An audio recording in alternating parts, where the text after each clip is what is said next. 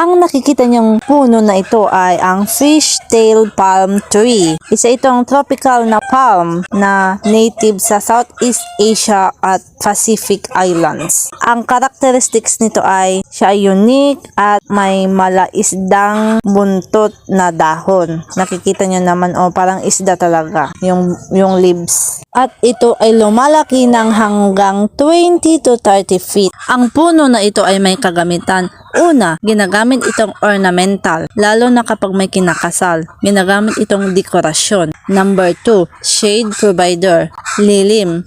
Magpo-provide siya ng lilim dahil sa malaki niyang dahon.